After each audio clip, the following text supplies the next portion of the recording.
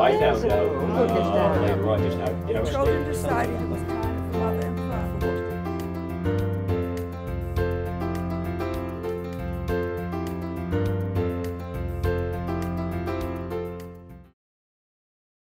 I love coming back to Gorham. I graduated from Gorham High School, class of '72, used to live in Little Falls. So I always like coming back to Gorham. Now we live in Saco and Ogunquit. I do a lot of different things. This is actually my full-time work. Some of you might know me from doing ventriloquist and magic shows, which I've done for years.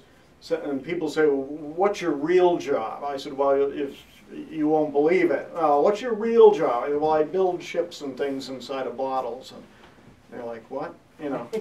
And so this is what I do when I'm not doing shows on the weekends.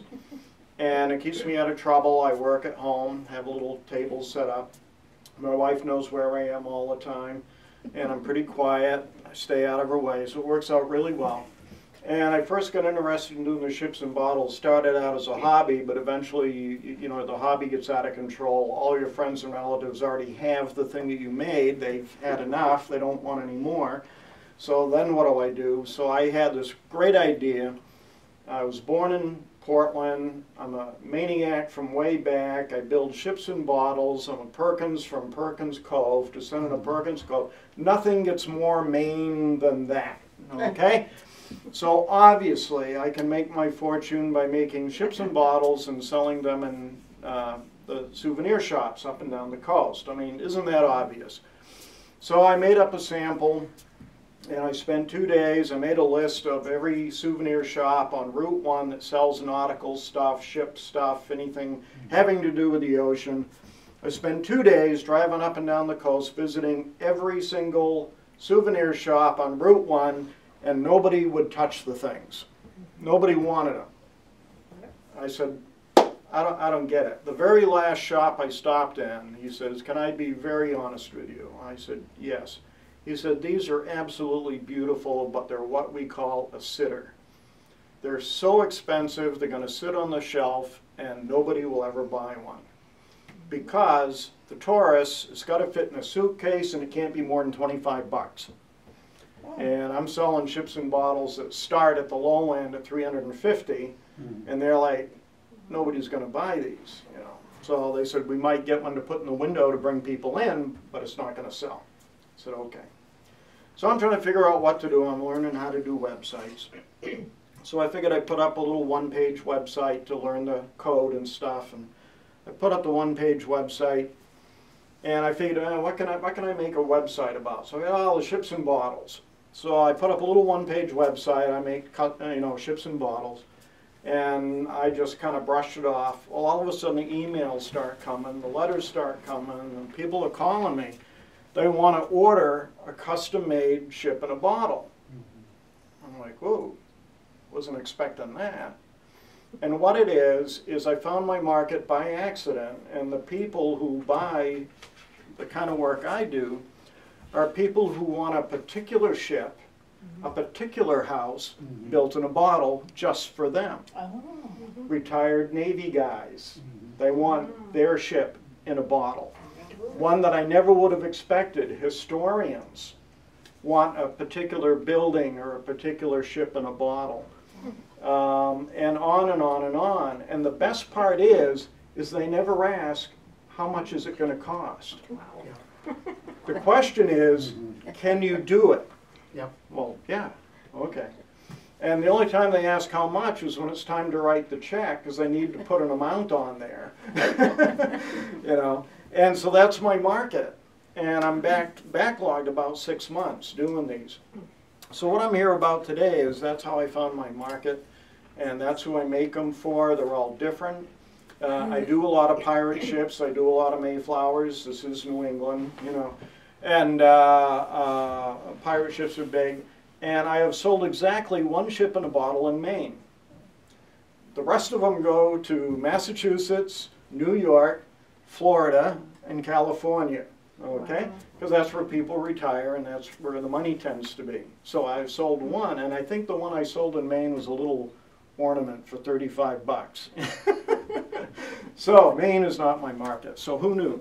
So what I'm going to be doing today is explaining the process, the thought process that goes into it. And something I want to make clear, these are not kits. These things I make from scratch. I make all the little parts and pieces and I put them together. There are only 2 rules for doing bottle projects. Number 1, no fair cutting or breaking the bottle to get the ship or the house into the bottle. Number 2, no fair using mayonnaise jars or pickle jars because they're too easy. Okay, too easy. Wide mouth jar. What's the challenge in that? Because the big question is always, how did you get that in there? And this is what every bottler, as we call ourselves, that's what we're looking for. People looking at, how did you get that in there? And the fact is that everything goes in through the opening or through the top. We don't cut a hole in the bottom. The seams you see are from the molding process, and the bottle has nothing to do with how we get it in there. The people who are doing it for real, everything goes in through the top. And I'll explain how that works. Now the reason why I took the time to explain who my clients are, the kind of people who buy these things, is because they will come up with a ship. Can you do such and such a ship? Like, all right, what did it look like? You know. So the first thing I have to do is I go on the internet and I have to research whatever it is they want me to build. It may be a particular lighthouse. Retired Coast Guardsman wanted a particular lighthouse. He was a lighthouse keeper at. Somebody else wanted a particular lobster boat. Okay, well, what does it look like? So I do a lot of research, and typically around 2 hours worth of research looking for any kind of diagrams, photographs, really old ships. I need to find paintings. What did they think this thing looked like? And find as much information as to what it looked like. What kind of ship was it? How big was it? Were there any particular colors that were used? Same with the lighthouse. Was it a wooden lighthouse? Was it made out of field stones? Was it made out of brick? You know, there's all different kinds of lighthouses. They're all different. And I need to find pictures from every side, every angle if I can, because if I don't know what the side of a lighthouse looks like, I don't know if it's a solid wall, did it have windows, if it had windows, how many, what kind, there's no end to it. And if it isn't right, the customer's going to let me know. Okay?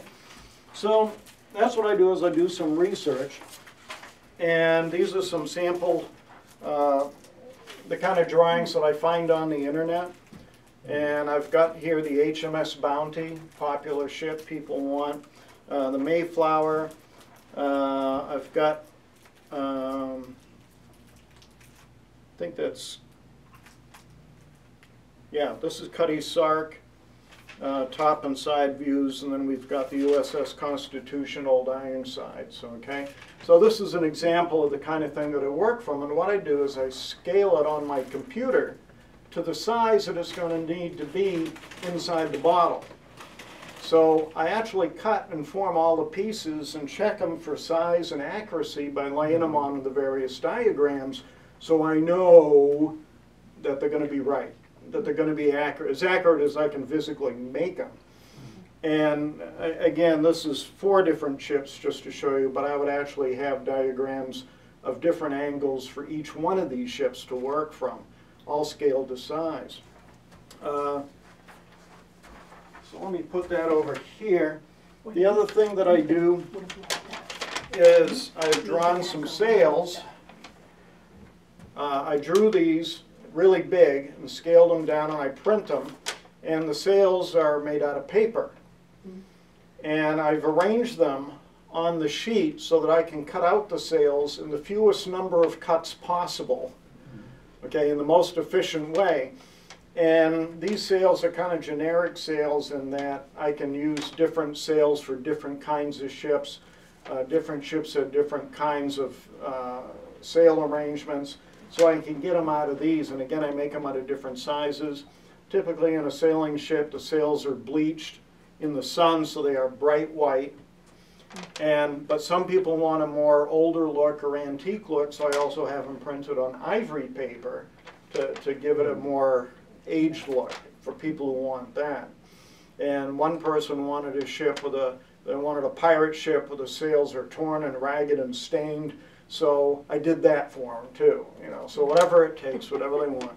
So that's another little trick that I use. And it's printed on both sides. And so a lot of the lines in rigging are actually printed right on the paper. So what I'm doing, my style, is I'm reaching a balance between what's cost effective but what has detail, because the detail is what really sells the piece. The more detail, the better.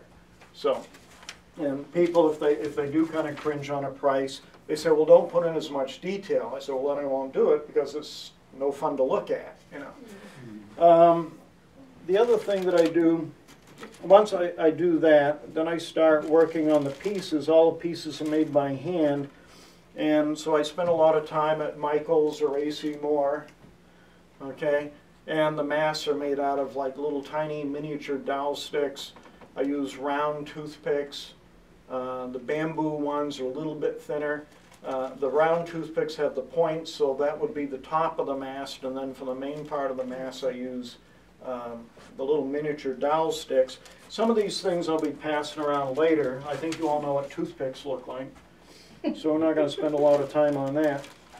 And for the rigging or the backstays, or what most people call the rope ladders on a ship, what I do is I made a template, again printed on the computer, and I wrap carpet thread, black carpet thread around, and you'll see the end result here in just a minute.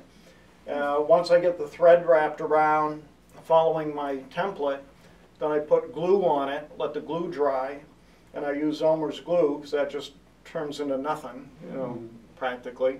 Dries clear, you can't even see it. You can be pretty sloppy, and it's very forgiving, okay? And then after the glue dries, and I trim them out to make the little rope ladders or the backstays on the ship. So that's, and then the other thing that I do for the yard arms, which are the cross pieces on the mast that the sails hang from, is I got little plastic rod. And you can get this at hobby shops. So that's what I use for, because they're so much tinier, so much thinner than toothpicks. Toothpicks are huge at the scale I'm working at. So I get these little teeny tiny plastic rods for doing the yard arms. And some ships, the yard arms are white, some of them they're wood, so I do them both ways. But that's, Oh, wow. yeah, you can pass that around. I'll be passing some stuff around as we go. And sometimes I sit there with a little teeny tiny brush and paint them so they're an ivory color. There's one of the ivory ones. And the other neat thing about using the thin plastic rod is that when I'm trying to get all this stuff in through the neck of the bottle, the plastic rod bends enough, even with the sail attached, so I can just squeeze it in there, okay? And so those are my yard arms. The other question I get asked a lot is, what do you use for the ocean? And what I use for the ocean is what's called plasticine clay. It's not the hardening clay. It's not like Play-Doh that eventually dries out. The old-time shipbuilders, ship and bottle builders would use window putty, but over decades, that, if you've ever had to putty a window, you know that dries and cracks out. And the advantage of using the plasticine clay is that it gets stiff over time, but it never gets totally hard. And so what I do is, when you're looking at these samples later, the ground, the snow, the ocean is made out of clay. And you buy this in bricks, again at craft stores. It's oil-based clay, and you warm it up. You get it more flexible by squeezing it and squeezing it and squeezing it until it gets up, you know, body temperature. And then it becomes more flexible so that you can sculpt it and shape it however you want. If you ever remember in kindergarten making snakes out of clay, then that's exactly what I do. You know, start working the clay, and then what I do is I slide it into the neck of the bottle once I get my clay snake made. And then I start pressing it down with a dowel stick, a long dowel stick, to make the wave shapes. Okay, so it goes back to kindergarten. Just lay it on the And table, I'm not it's a okay. big rugged guy, but I tell you, my hands are incredibly strong. And whenever a pickle jar needs to be opened in our house, it comes right to me, okay, because my hands are strong from this kind of dexterous work. And, But you don't save any of those to put things in, because that would be cheating. right, right, okay, but boy, do I drink a lot of wine. Anyway. I'll pass around the lump of clay so you can give it a little squeeze and see what that's like. That's what the oceans are made out of. How do you color that? It comes in different colors, and sometimes depending upon what the customer wants. Usually they want blue if it's a freshwater ship. Generally, if it's the ocean, they want the green. I give them their pick. And if they want something in the middle, I can add a little black or white or whatever, make it any color they want. But for the most part, people are either happy with the olive green for the ocean or blue for representing freshwater. And I also go in and add little white caps to the waves, you know, with some white paint, you know. Again, you'll see that up here. Now, the other thing I do, like I say, everything is custom made, and I've got a couple of hulls here. These are for Mayflowers or pirate ships. So I use the same hull. There was no standard pirate ship. And the Mayflower, you know, pretty accurate. Nobody had any drawings of it, I don't believe. Haven't found any drawings of it, but they knew the kind of ship it was. And so I'll pass these around together. One of them is kind of the rough cut hull. And this one, it doesn't have the railings around it yet, but it does have the deck planking on it. So you'll see the deck planking with the caulking between the planks. And so I'll pass those around together. And again, everything is cut by hand. Now, I brought a lot of the hand tools with me. What I did not bring today is I actually have a miniature wood shop. And to give you an idea, if I were to try to use regular power tools cutting these little pieces of wood, I wouldn't have any fingers left. And most of the wood would end up as sawdust because the wood cutting I'm doing is so small. So, believe it or not, you can actually buy miniature power tools. I've got a little tiny saber saw. I've got a little tiny table saw that's about this big.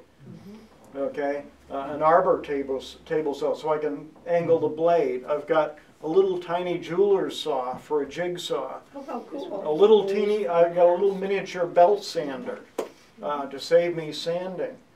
And so I've got a little wood shop. All of the power tools fit on like a 4-foot table. And I'm sitting there with my safety glasses on, and instead of making this wicked loud noise like a regular table saw, you hear this little, you know, and that's it, you know. And that lets me handle really small pieces, and I still have my fingers, okay, so that's good. So that's how I cut the hulls, and that's how I cut the bigger sections for like the walls of the houses and stuff like that, is using the power tools. It just saves me a ton of time. And of course the accuracy is really great. Before I get into the tools, one more thing I'll pass around. I told you about making tiny parts. And this is a soap dish. And let me tell you what's in here. I've got I've got 4 cannon.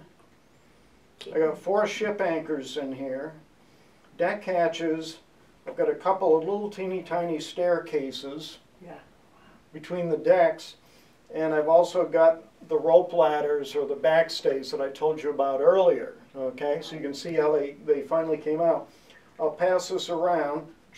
You can look at it. Try not to sneeze. We'll never find these.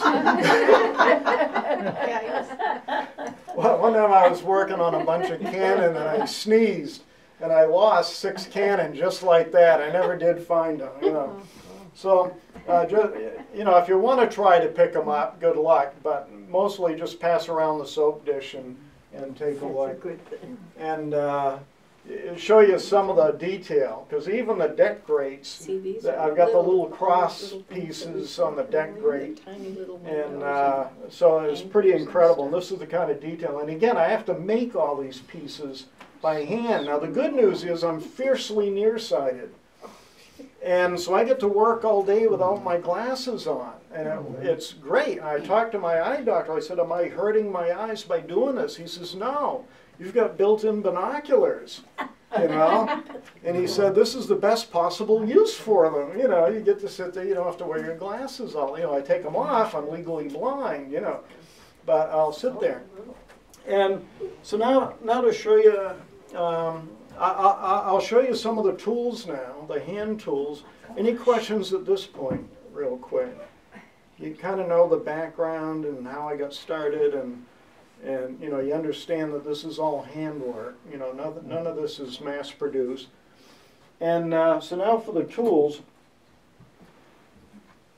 the only thing I can't use a power tool for is drilling holes. Because with the rigging, you remember that plastic rod I passed around earlier? Okay, and the toothpicks, I have to drill holes through those to get the threads through for the rigging. And so here's two of the little tiny drills that I use, a little hand drill. And you know, sit there and twirl them with your fingers. And so one time my wife's watching a Red Sox game, and I'm not interested in sports, but she is. So while she's in there watching a Red Sox game, I'm sitting at my table like this. And she look out once in a while, you know, I'm at my little work table doing this. For 2 hours, she sees me doing something. Finally, she says, what have you been doing for 2 hours? And I said, I'm drilling holes through toothpicks. She says, how many holes do you have to drill for one ship? I said, 40. So anyway, let me pass around the drills. Be careful, you know, you don't want to skewer yourself with those. He was not. And I got two slightly different sized drill bits, and that's what I used to drill holes. 40. One ship was 80 holes. So now you know why I sell these. Yeah, you have a question? Do you use tweezers a lot? Actually, the first tool I bought was a pair of long tweezers. It's the only tool I've never used. Really? And I'll explain why. Oh. Yeah, I got this beautiful pair of really long tweezers, and I've never used, totally useless. And the reason is they don't go around corners. Oh. Okay? Now, let me explain. If I'm working on a ship and a bottle, okay, the tweezers will help me reach the back end, but that isn't where the ship goes. Right. The ship gets glued to the side, so I need stuff that I can bend down to work on the ship. And the tweezers don't do that. So let me explain some of the things I use. Now seriously, I can't possibly drink as much wine as I have projects to do. I wouldn't get anything done. I'd be real happy, but the ship's little. But I am a tense person. And I never drank at all. It just never interested me. And one time I'm at the doctor's office, my back kept going out, and kept manipulating it. And the doctor looks at me, he says, do you drink? I said, no. He said, not at all? I said, no. He said, any reason? I said, I'm just not interested. He said, well, you better start. Wow. And part of it is genetics and a little bit higher risk for a heart attack. And the other thing is, he said, you're really tense, and he says, your back keeps going out. That's because you're just a tense person. So he says, drink a glass of wine, 4 ounces a day with lunch, and so your back doesn't keep going out. All right.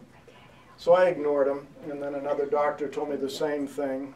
Another doctor told me the same thing. I finally took the hint, and so I started drinking a little bit of wine every day, and my back hasn't gone out since. So that worked out good. And it also takes the edge off while I'm working on these things, because we were having a discussion earlier, what do you do about, you know, the stress of making these things? And when I'm working, I'll have a little glass of wine, and I'll just sip it while I'm working, just enough to take the edge off, but not enough to mess up the work, you know. And the bottles I just buy by the case from the manufacturers, okay? I don't have to soak the labels off or anything. So that's where the bottles come from. So no, I don't drink, you know, 5 of these every day.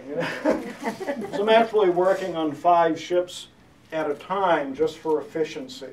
I'll line them up, and people say, how long does it take? It takes me about 2 weeks to make 5 ships. Okay, because I'll work on one while the glue or paint's drying. I'll work on the next one while the glue's drying. So I work down the line, and they may be all different ships, but I'm keeping them all going. By the time I get done working on the last one, the glue is finished drying on the first one, so I can go back and keep going.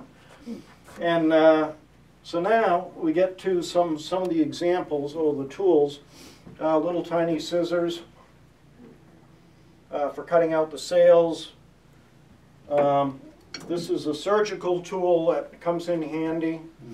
Okay, it's got a bend to it. This helps with some of the bottle work. This is what I would use instead of tweezers. Okay. It's got a little alligator jaw in the end, and the handle's like scissors. And if I'm doing a demonstration like this for children, I say this is what doctors use if you shove a bean up your nose or in your ear, you know. So I said, if you shove a bean up your nose, you know, let me know, and we'll get it out right here. All right. And I assure you, none of those children will ever shove a bean up their nose, okay, after that description. And if I'm working on a small bottle, like a nip bottle, then I've got a smaller version of the same tool. Okay. Oh, I never thought about that. Put one And in a bottle, that'd be good. the other things that I use, I just brought some other ones. I mentioned the challenge of going around corners, and sometimes, oh, I forgot to put a drop of glue on, so I've got to get in through the rigging to get a drop of glue somewhere.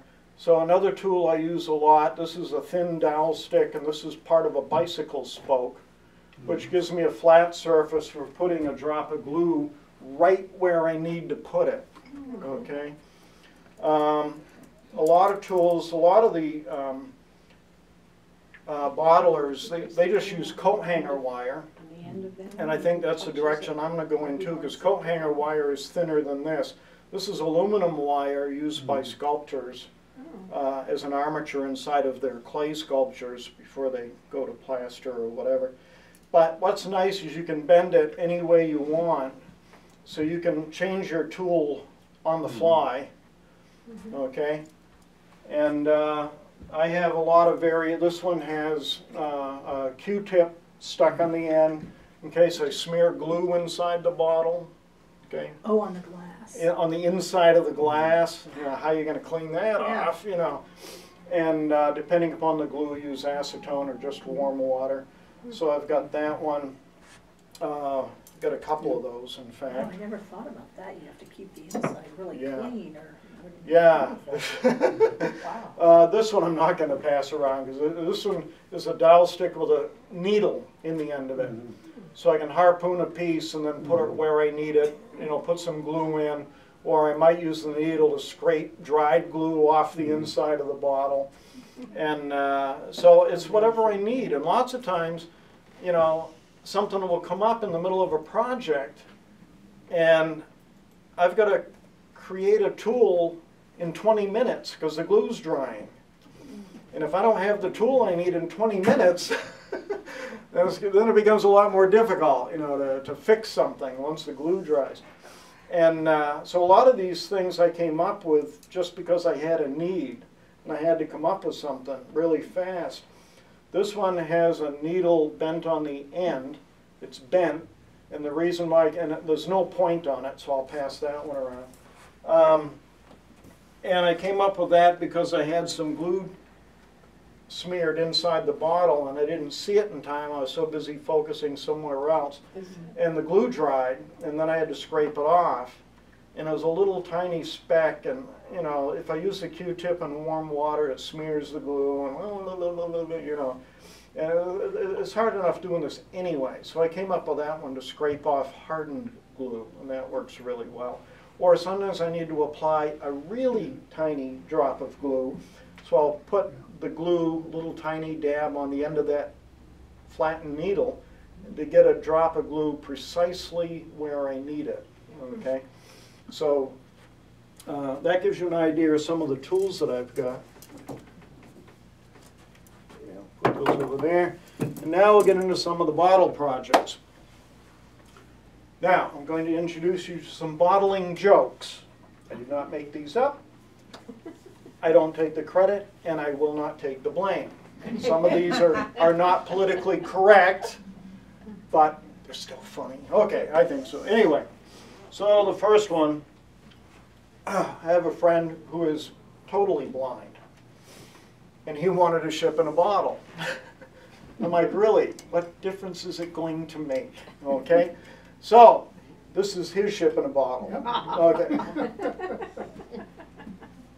He's got a huge sense of humor, okay, and I want to explain. You say, oh boy, that's pretty cold, you know. Give him an empty bottle and tell him there's a ship in it. Okay, he's a prankster. He likes pulling people's legs. He asked for this. And the reason being is that he likes, again, he's totally blind. He likes to show people, he likes to prank people. And so he can take out his empty bottle and say, look at this beautiful ship in a bottle my friend Dana made. Okay? Because he wants to see how people are going to react to that. Are they going to play along? Oh, yeah, they do. That's really beautiful. Or is somebody going to say, you know, that's an empty bottle? You know? He wants to see how they're going to react. Okay, so that's the backstory behind this one. Okay, so if he wants an empty bottle on a fancy wooden stand, fine. Okay, and his wife, I mean, they have a lot of fun with it. His wife, her vision is fine. So she has one that really does have a ship in it, so she can really show people that, you know. But they like to have, you know, they like to prank people with that, you know. Yeah.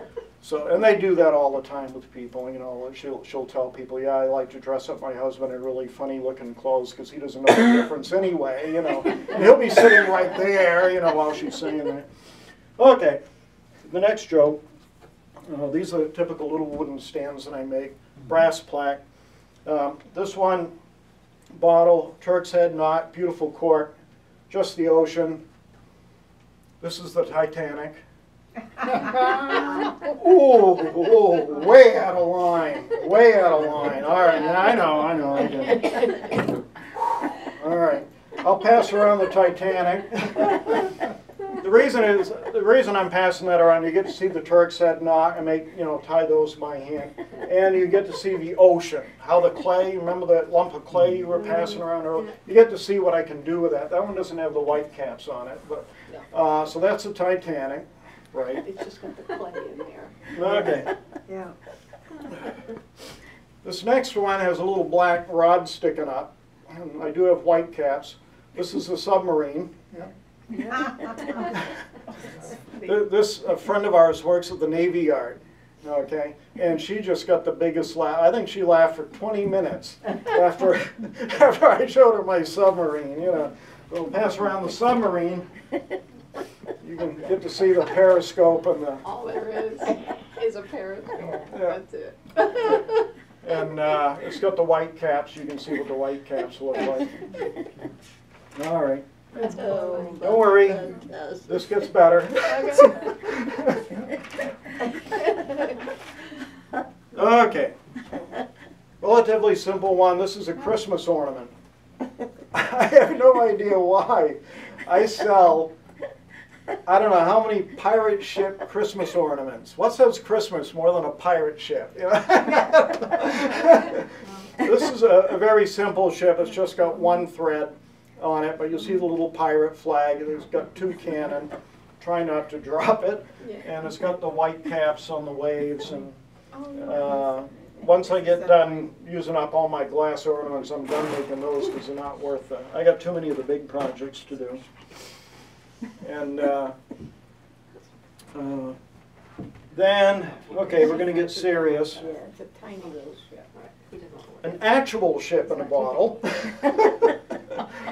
Okay, and the base is stuck right on there, so you don't have to worry about that coming off. And that will let you see the rigging and the rope ladders and stuff like that on there. That was just kind of a generic clipper ship. The bottle is attached to the base, so you don't have to try to keep them together. Wow. And then the little this around the neck here.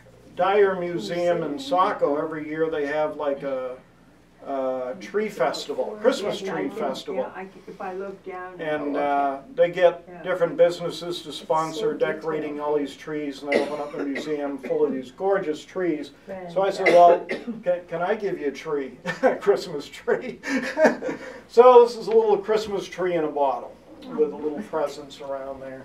And by the way, everything's like attached in there, so it's not going to go anywhere. And let me explain this. What I do is, with the bigger projects, there's always something epoxied right to the glass. If you look underneath the ships, you'll see a little piece of wood with my name on it and the date. That's epoxied right to the glass. The ship is then epoxied to the piece of wood. The clay goes around it. So people say, well, can you mail it to me? It's like, yeah. Because when I'm working on these, I'm holding the bottle in every conceivable direction. And so everything is glued right to the glass, so it's not going anywhere. That was relatively easy because the tree was already made. I got it from Michael's, and I kept trying to jam the thing in there. I figured, this will take me 5 minutes to do. Right. And I ended up with a mess the first time. There was just glue smears all inside and everything. And so I sent a picture to the museum. Yeah, here's your tree. It was like just this mess, you know. Oh. And so anyway, I got the tree out and figured out it has to go in the other way. Then I have to turn it around, all this other stuff. But I got it in there. Had to finish adding some decorations after it was in there. So if you think you have trouble decorating a tree at home, okay, try to do it in a bottle with those long, weird tools. They also have the museum, in addition to the tree decorating competition, they also have a gingerbread house display. And all these people go up to these spectacular gingerbread houses, unbelievable work. So this is my entry. It's great, you know, it's got its own dust cover. Now, before you panic, it's not actual gingerbread. Hopefully you would figure that out, because I'm not going to go through all this work to have it get moldy in a week, you know. So it's actually made out of thin styrofoam, painted brown. The candies are plastic candies, and the icing is ink that puffs up that they use on T-shirts for drawing on T-shirts. And then as it dries, it puffs up. I thought, oh, it looks like icing. Now, the other thing you'll notice with the house is if you look closely, you'll see that the walls and the roof are done in sections, strips, that are thin enough to go in through the opening, and then I rotate them with my tools and stack them in place. Okay? So if you look closely, you'll see the seams on how those supposedly big pieces all got in there. I gotta take my glasses. Yeah. And same thing, that's epoxied right to the glass. Oh, yeah. Okay? There. Hope you appreciate getting this close to them. You know, lots of times these are on display inside a glass case, and you know, you can't really get it. And I like this opportunity to actually hand them to you so you can see them right up close. Now I mentioned the museum. It's so neat. So this is the museum done in a bottle. They just had their, I think it was their 150th anniversary. The York Institute in Saco. So what they wanted me to do is just do the original building as it was first built before all the additions. So that's what this is. The York Institute Museum, I added a couple of plastic gumdrops and plastic candy canes to finish it off. Don't tip this one over, because we got the little sign. Sometimes when people give me something to do, the proportions don't fill the bottle, so it looks odd. And that was the case here. I kind of cheated the proportions, made the building a little taller than it actually is relative to the width. But then to fill in the space, I hung a sign over it to fill the empty spot. You know, so that's a little designy trick kind of thing, you know, so to fill the space. I did the same thing over here. Boy, we're getting near the end, believe it or not. Okay, and this is the first house I ever did in a bottle. Oh my goodness, I love that. And same thing, it's epoxied right to the bottom. And I was working on this one when a friend stopped in to watch, and I had my long tools in there, and a piece dropped off the end of the jaws. and fell into the bottle. He said, how are you going to get that piece out? Well, I turned the bottle over and I'm shaking it. And the poor guy darn near had a heart attack. You know, oh no, it's solid. You know, I'm rolling the thing across the table and everything, you know, to show him that it's really solid. And I remember telling him that there were over 1,000 pieces. He said, that doesn't have 1,000 pieces. I said, did you count the shingles? Yeah. So. Oh my gosh. The other thing too with the buildings is I actually have to build a structure or framework like in a real house, so that when I put the side panels on the roof, everything is square and fits together properly. So there's another whole structure inside the building that you don't even see. So, getting quite a collection over there, huh? The last one I'm not going to bother to pass around because it's really heavy, but this is put on part of the holiday display every holiday season for the Victoria Mansion in Portland. They actually gave me plans of the Victoria Mansion to work from. And same thing, I had to distort it a little bit to make it fill the bottle better. And then add a little sign up top, you know, to kind of fill in the space. And same thing, it's made out of sheets of styrofoam, painted to look like gingerbread, artificial snow on there. And eventually what I want to do with Victoria Mansion is do a realistic version of Victoria Mansion. If you've ever seen it, the inside is just incredible. And I'd like to do it like a dollhouse, where there's no back wall, and you can actually look in and see the rooms inside with all the tapestries and murals and all that. And the problem is finding somebody to pay for it, because it would take me, I figure, at least a year to do it. And, you know, I got bills to pay. So I'm looking for somebody, if you know anybody who has $50,000 or $75,000 that you don't know what to do with, give me a call, okay? Okay. It does look like frosting. Now, the only thing I got left to do is I've got a couple of exercises you can try. I'll demonstrate briefly, probably won't have time to finish, 2 methods for putting a ship in a bottle, so you understand at least the concept, and give you a chance to try doing something in a bottle too. And that pretty much, and before I do that, any questions at this point? When do you do the painting? At what point? Okay, excellent question. I try to do as much as I possibly can outside the bottle. So everything that you see here, I have to think modular. And so what I'll do is I'll do all the different sections and panels separately and paint them before they go in. And because everything that's done outside the bottle is 1,000 times easier to do than trying to fix it inside the bottle. Okay? And what I did there, so again, everything's modular, everything's done in sections before it goes in, so that when I start getting into the bottle, all I'm doing is assembling pieces. Now, what makes this a long process is because I can only do 2 pieces at a time, let the glue dry. Add another piece, let the glue dry. Add another piece, let the glue dry.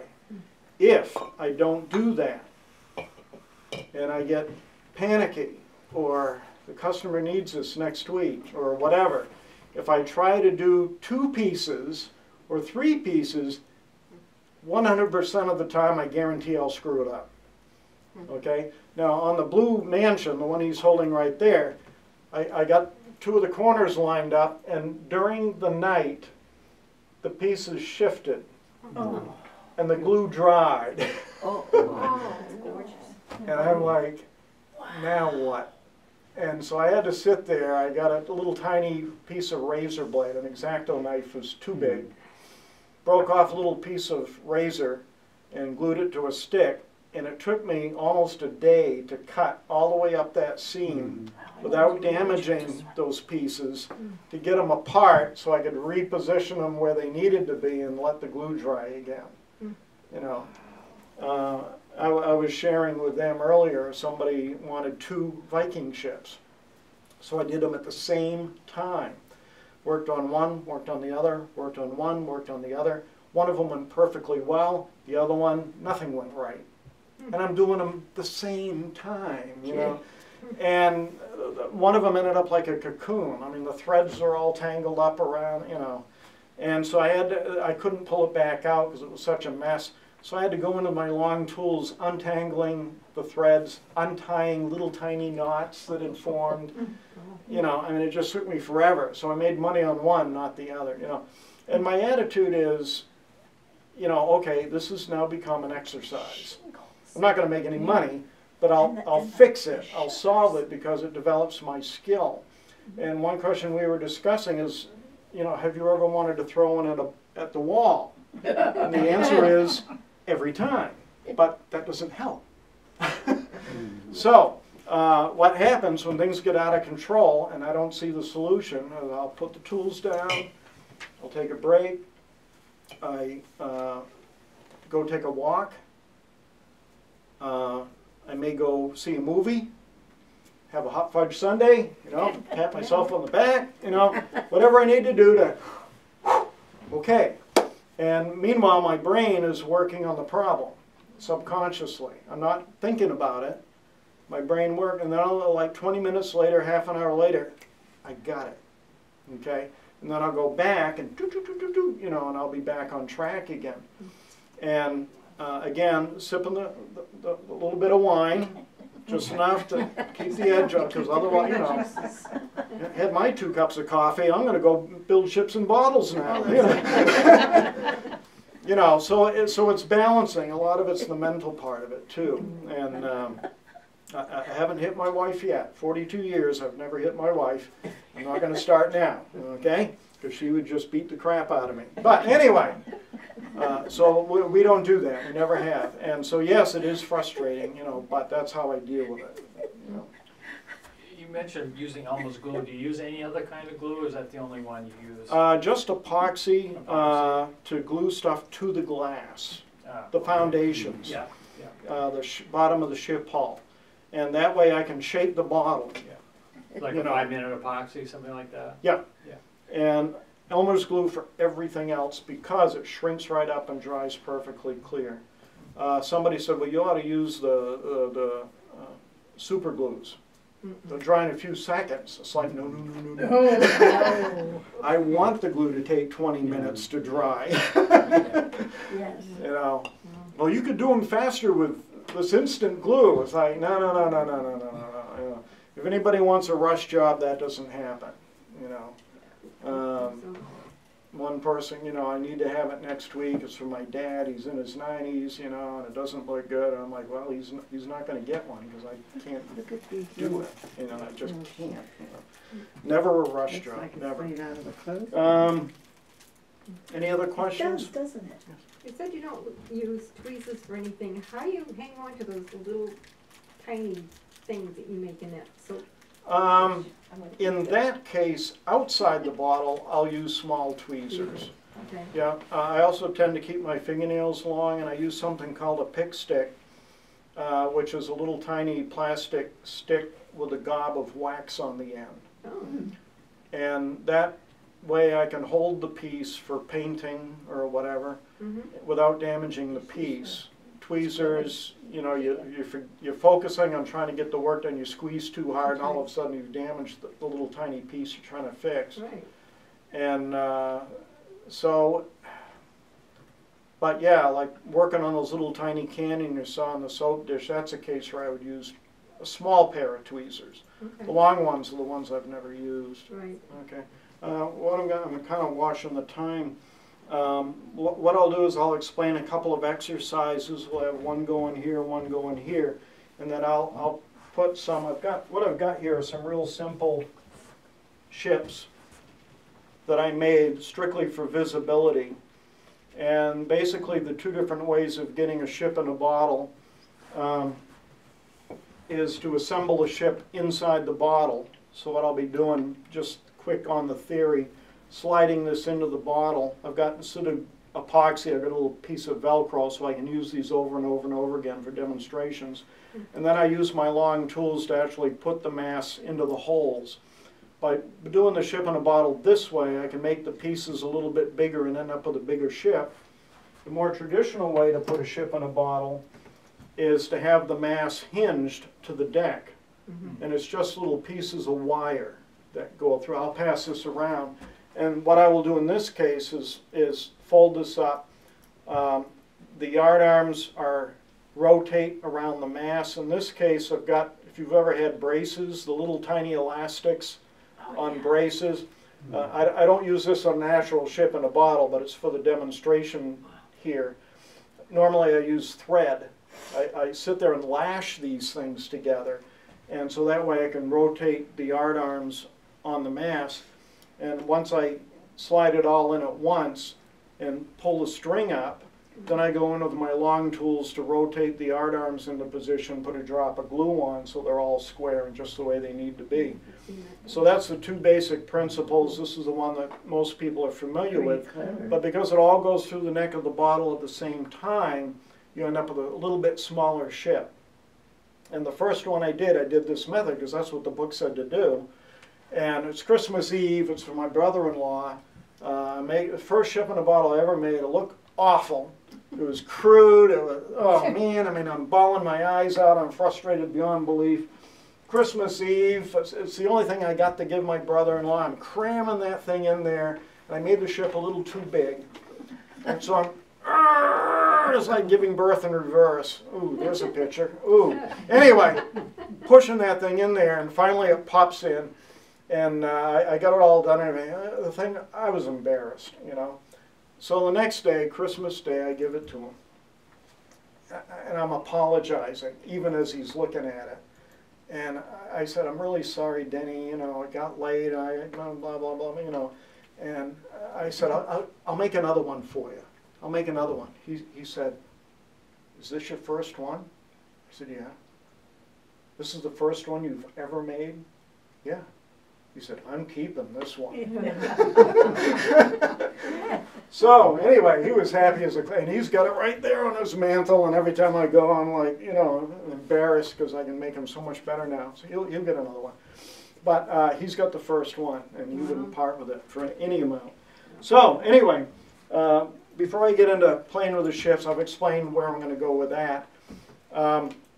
2 exercises if you want to try. Here we go.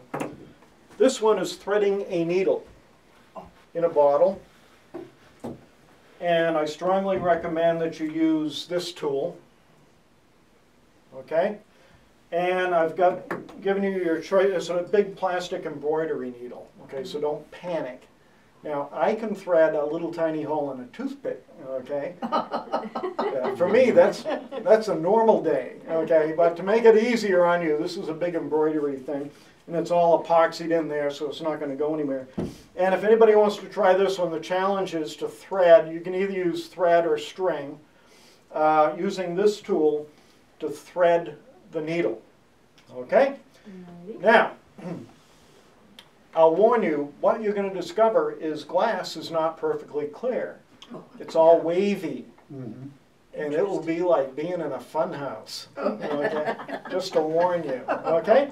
So, if anybody would like to try this one, okay? And again, use either the thread or this. And if you really want to be a weenie about it, you can tie a knot. Okay. And have a good time. And over here on this table, if anybody wants to try it, I'll watch you. I've got Lose this. a wooden platform epoxied right to the glass, and I have little blocks, little cubes of wood, little blocks of wood. And if anybody's feeling gung-ho, the challenge is to stack at least 3 blocks on top of each other on the platform. Okay? Okay. Now, so we'll put that there, and tools for that.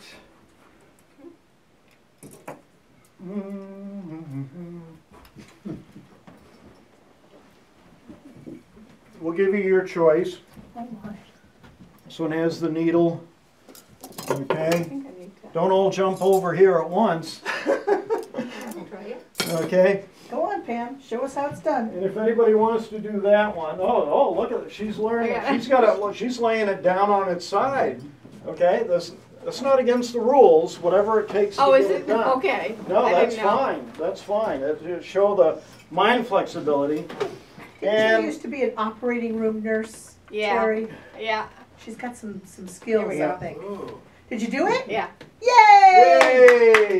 Okay, Okay. good, yeah. You wanna try? Gonna do this your same day about. Now, while they're working on Terry that, was able to thread the There you needle go. in the jar. I'm gonna do the, try this first ship. And that's the, and then hand him this piece of thread as well. And again, I've got to rotate everything to There you get it go. in through the neck. Oops. And the challenge, of course, is you want to get everything as big as possible. So this is how tight this Have you ever is. put it in the wrong direction? No, No, that no. would be bad, yeah. The mast goes backwards, but the bow typically goes towards the front. Oh. Okay, and then.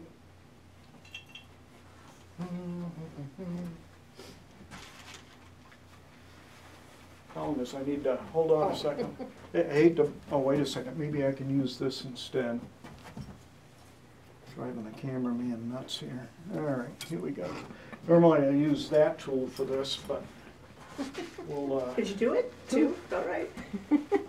I can't see you because the Christmas tree bottles I know. right here. okay. What I'm trying to do is get this, get the Velcro lined up. There you go. Normally I would use Other glue. side.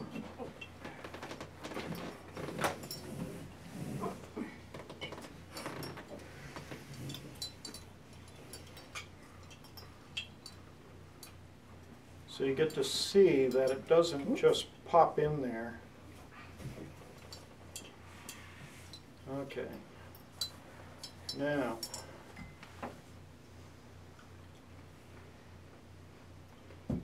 There.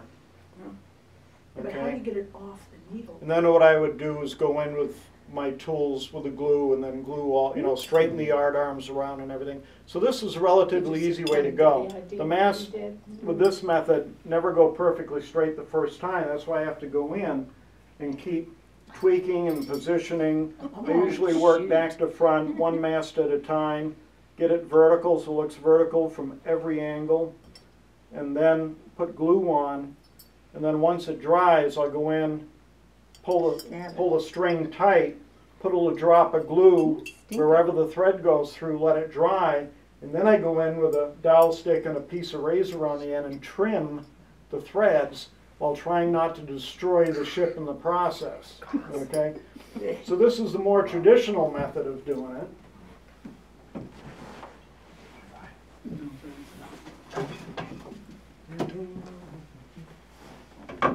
And I'll do the other way.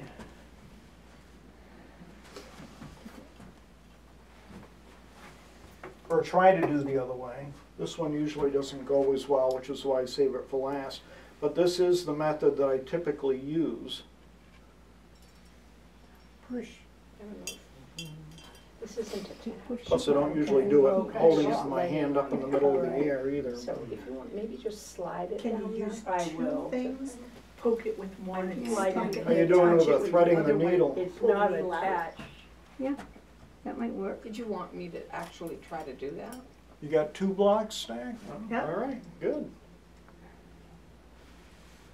I wasn't supposed to take it out and try to put it in myself. No. Okay. Yay, Pam! Yay, you got 3? All I right. do. Wait, don't touch it, I'm gonna take a picture. Absolutely.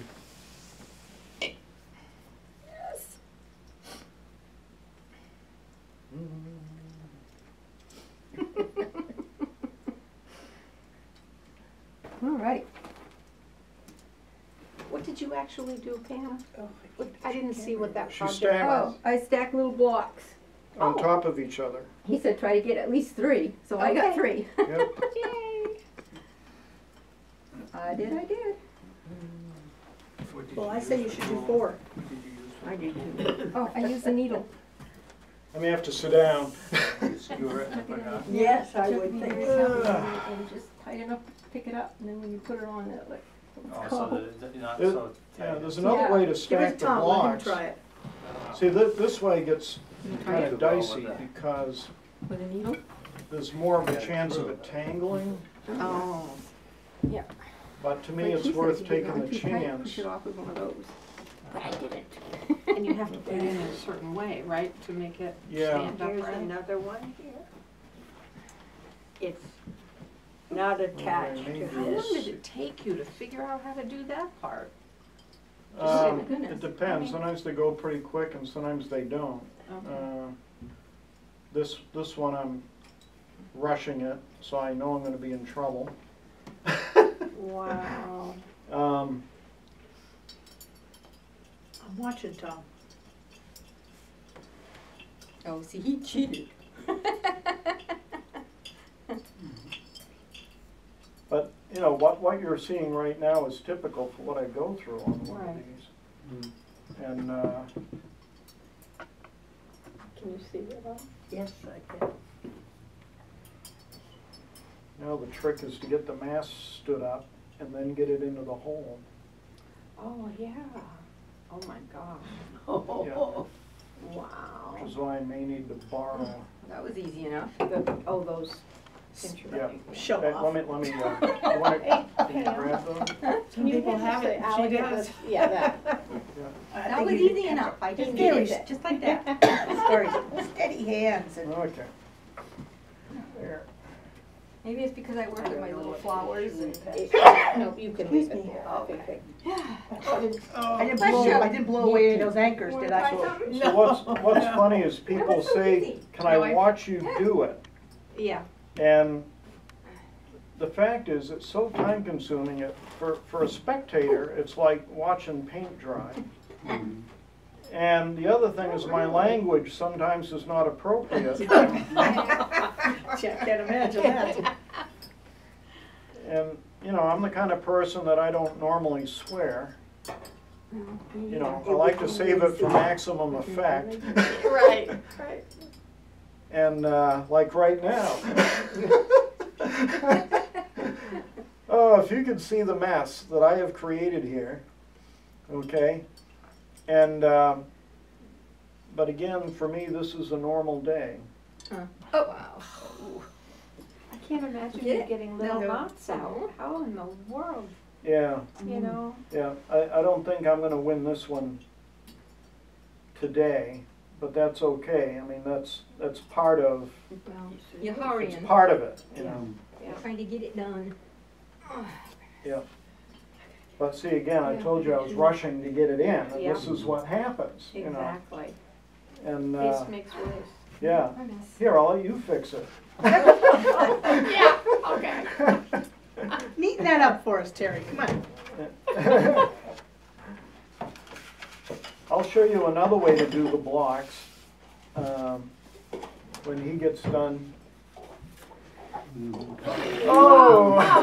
Oh, So That's the moment I was hoping for, that somebody would reach that. Okay. Here, you can untangle this one. There you go. Now, let me show you another way to do the blocks.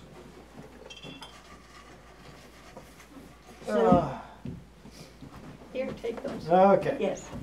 Take Now, it this right doesn't over. work every time, but I just want to show you again how there are no rules and whatever gets the job done. You would normally look at Oh, a dowel Tom. stick like this. He's gonna turn the bottle over on Yeah. top of it. Yeah. You would Think of normally that. think a dowel stick like this would be useless for doing any kind of detail work. And again, this doesn't work every time, but you'll get the gist of it anyway. Clever. Goodness. Now, holding a lot of pressure and hoping they don't dislodge.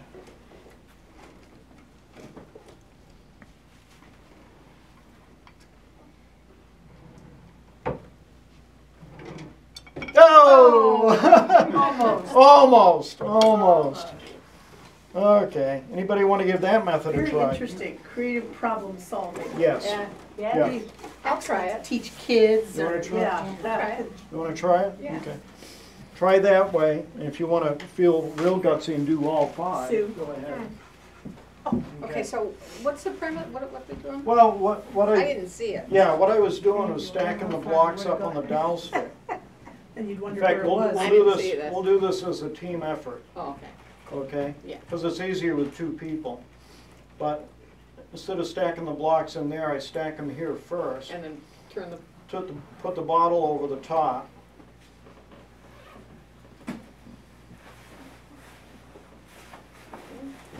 Okay, yeah. let you do the bottle.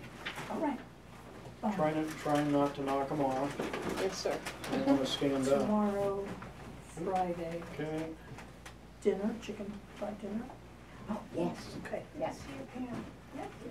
It's not in the middle though. It's all right. There we go. That's better. Okay.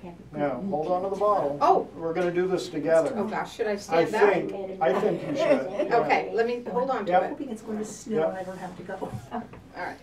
Okay. Now, which is going to be easier for you to turn, sideways It or? seems far too early in the morning. Probably that way. Okay. Supposed to be a little Ready? snowy, something I happened. guess so. It's kind of hoping maybe like Towards you? No, towards the door. Okay. Back door over there. Over Yeah, here? yeah, Then yeah. the stick's going to be going Sideways. right up, oh, sideways? Your The other way, bracelet. to go the opposite, yeah, This that way? way. Yep, That's yep. so pretty. Did you see her bracelet? Oh! Almost. We almost had it. Ah, I got it. Wow. Okay. So this really shows how Ventriloquist magician work. you have to keep. well, I got nothing else for you, and, so, again, thanks for having me. Well, and- thank you Yeah. so much for coming and sharing this That was so Uh, much wonderful